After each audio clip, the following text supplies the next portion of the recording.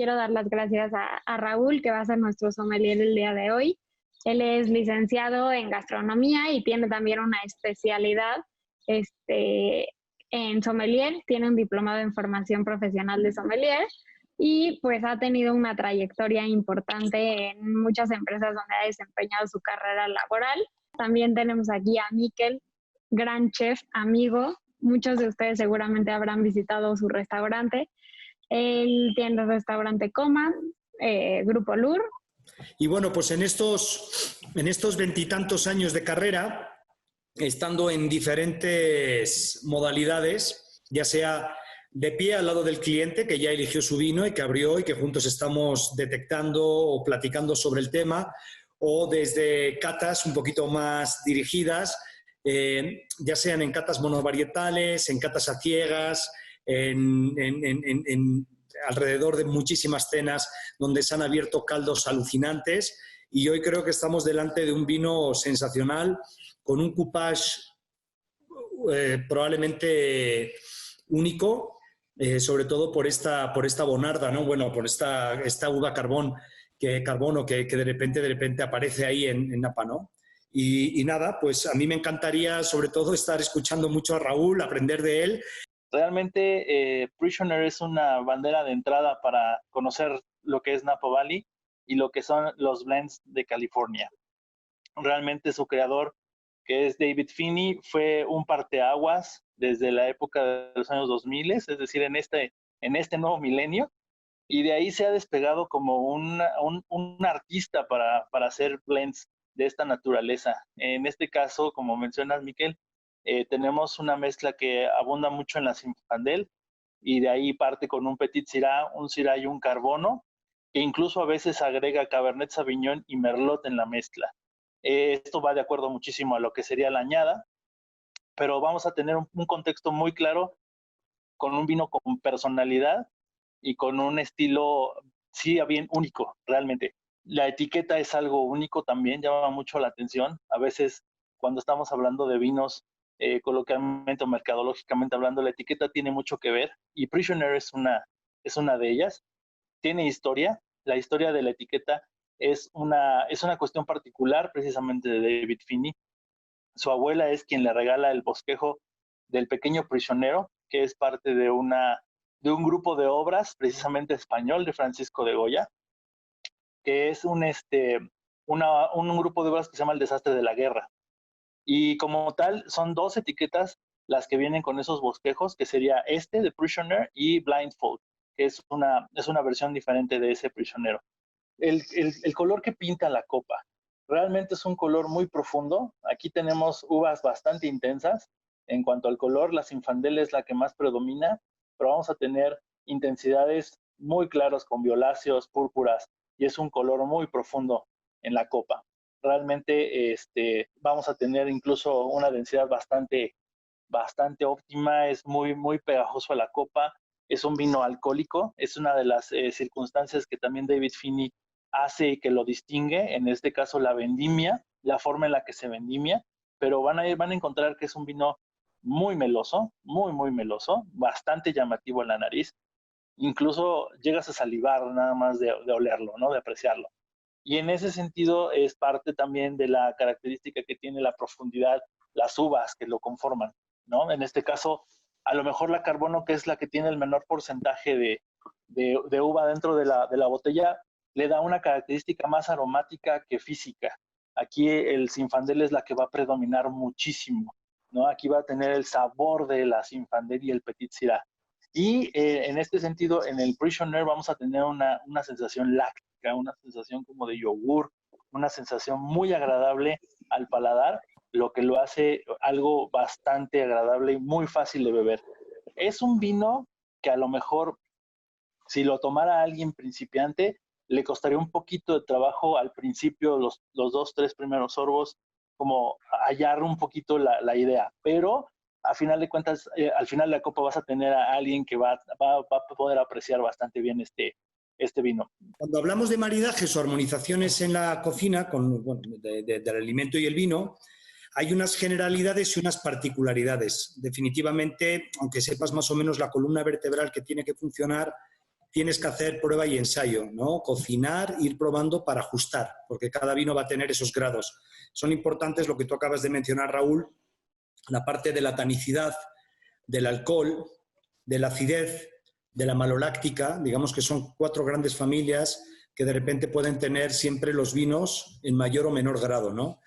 Y no es solamente la cantidad que tengan lo que va a marcar, sino la calidad de cómo lo tienen, ¿no? De cómo se ha ido dando. Entonces, efectivamente, coincido contigo que puede ser un vino que aparentemente tiene una gran graduación alcohólica, pero la tiene muy bien entendida. Y el alcohol al final ayuda a explosionar otros alimentos. Si yo veo que hay una graduación alta, automáticamente estoy pensando en grasa. Si veo que hay una acidez bien entendida, también estoy equilibrando del otro lado con grasa. Si veo que hay una tanicidad, de repente puedo estar viendo una tanicidad que de repente me tiende a secar, puedo encontrar ciertos productos que me pueden llegar a suavizar esa tanicidad. Claro, aquí hay un tema que es la mezcla de muchas uvas. Tenemos un cupage muy interesante. Shiraz, por ejemplo, a mí me remite mucho a la aceituna negra, me remite mucho a la pimienta. Cabernet Sauvignon siempre nos remite mucho a las especias. Normalmente el Cabernet Sauvignon siempre va como con barrica y dependiendo la barrica que vayamos a usar, si es una barrica, para empezar, de roble americano o de roble francés, si es una barrica nueva, de primer uso, o ya ha tenido varios usos, si solamente es una u otra o mezcla de las dos. Y ahí vamos a encontrar también qué tostado vamos a elegir, si queremos una barrica de bajo tostado, medio tostado o alto tostado. Entonces yo me imagino platos como, por ejemplo, bueno, para empezar, el primero, ¿no? El más obvio, que es vacuno, de libre pastoreo, músculo añejado, vamos a agarrar un chuletón, añejado, 21 días mínimo, lo ideal sería 30 días. 30 días si pasamos de 30 grados latitud norte o 30 grados latitud sur. Si estamos entre 30 grados latitud norte y sur, en esos climas más templados, si estamos entre los trópicos, estaríamos hablando de 20 días, porque si no las bacterias se nos van más hacia los quesos. Pero estamos hablando de una res vacuna, de una res añejada, de libre pastoreo, y es importante que esté pasada por las brasas, o por el carbón, o rostizada, o braseada, es decir, que haya desarrollado unos compuestos aromáticos llamados reacción de Maillard, que es toda la caramelización de la glucosa contenida dentro del músculo. La carne añejada y rostizada o al grill o a la parrilla va perfectamente con la Cabernet Sauvignon y con la Zinfandel. Entonces yo ya estoy pensando en esa carne cuando tengo maloláctica, que es como el ácido láctico, el málico se convierte en láctico, nosotros vamos a llegar a tener unas tonalidades más, como decías tú bien, Raúl, a yogur, a cremadas, siempre nos permiten de repente también darle paso a salsas también que tengan esa textura cremada, pero también incluso que contengan algo de lácteo, por ejemplo, quesos de pasta firme.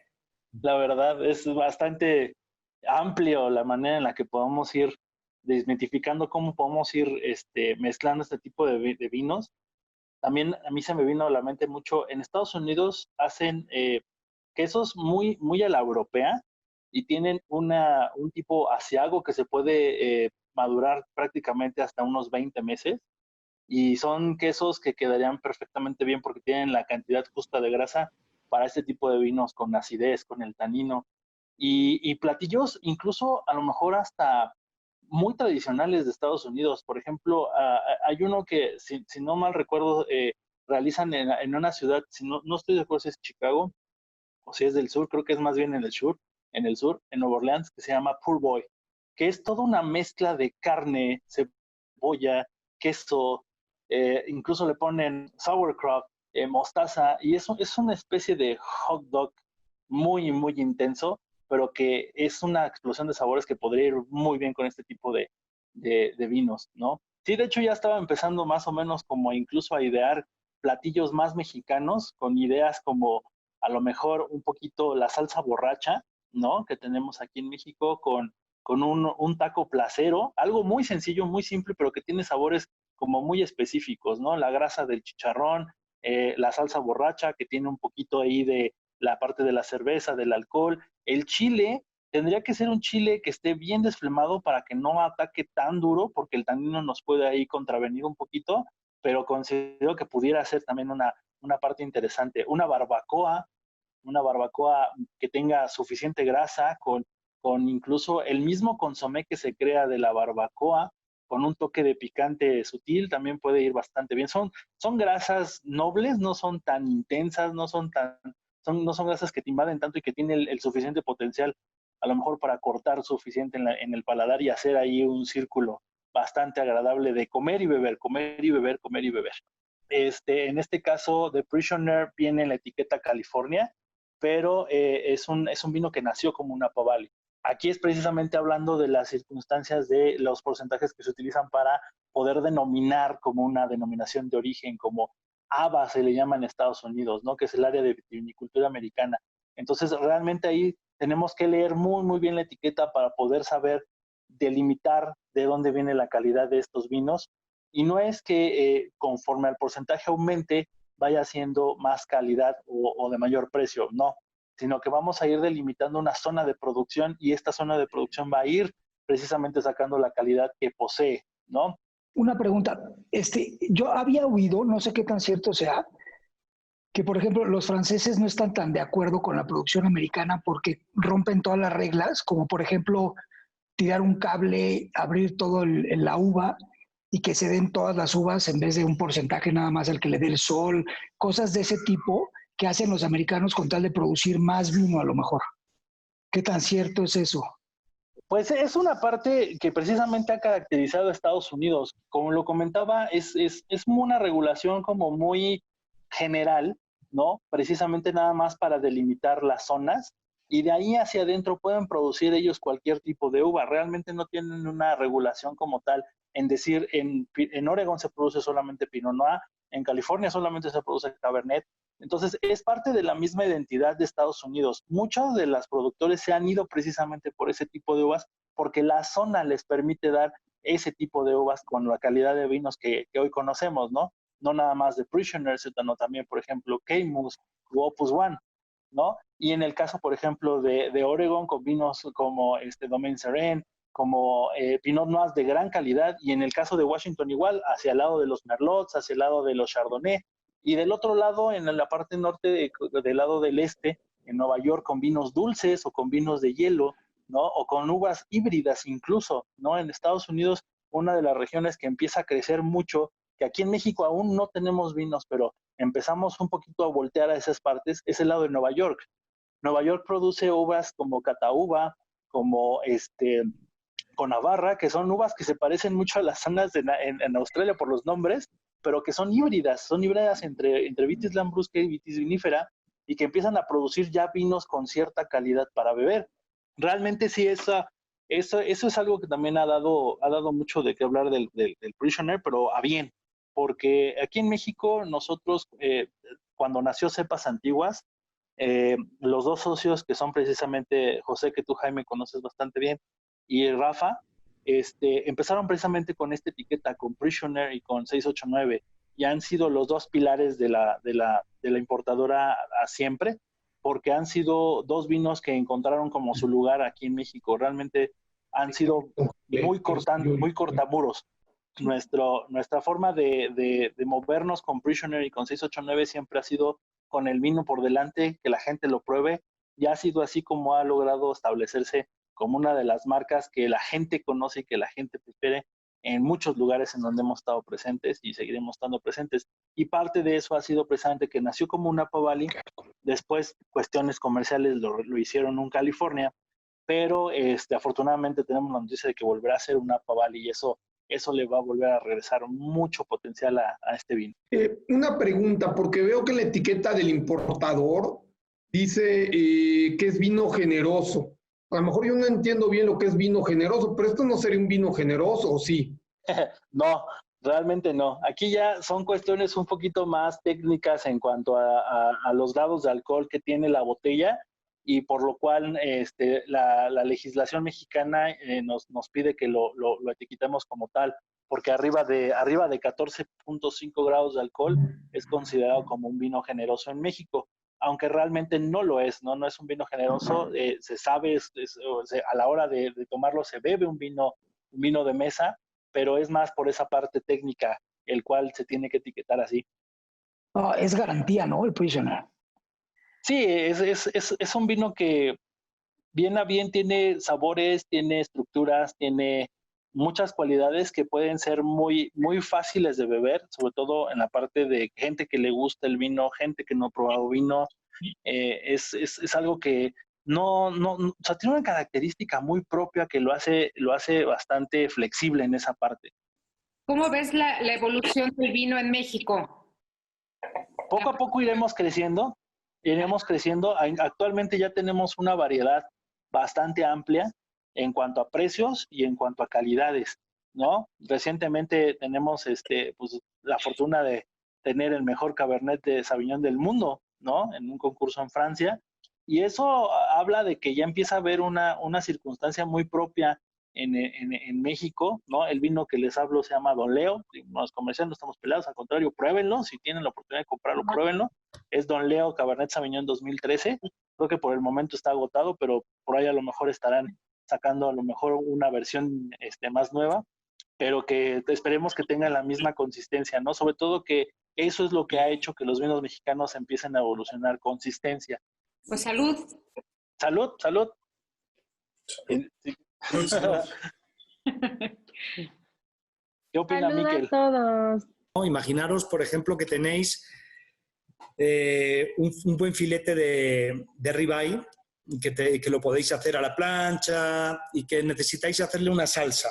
Pero obviamente siempre hay un problema con la salsa del ribeye, que no va acompañada de los huesos, y tampoco si os dieran 1 kilo de huesos saltaríais de alegría, de decir, wow, ahora voy a ir a hacer un fondo de carne en casa durante 14 horas, me estoy emocionando. Entonces a veces la salsa, acabamos comiendo las carnes sin esa fórmula, sin esa salsita que le viene siempre muy bien. Entonces yo un truco que os puedo dar para este tipo de vinos es comprar un pollo rostizado y le podéis quitar parte de la carne que os guste, del muslo, y picarlo muy fino, ¿no? Y ese mezclado con patatas podría funcionar. Si vais a hacer unas patatas, pues con las patatas puede funcionar. Pero es importante que todos los huesos, sobre todo de estas carnes rostizadas, se acercan mucho a las particularidades, a los compuestos aromáticos de los vinos que han pasado por crianza en barrica. Prisoner tiene una sociedad con 100 viñedos diferentes y eso es también lo que lo hace que tenga la capacidad de probar y de tener la fruta que siempre va a necesitar para poder tener el Prisoner cada año. Y eso es algo que también se caracteriza mucho en Estados Unidos, porque muchas bodegas así son, que el mejor vino es el que a cada quien le gusta, cueste lo que cueste, ¿no? Puede ser un vino muy accesible, puede ser un vino muy caro, pero el que a cada quien nos guste, ese va a ser el mejor vino.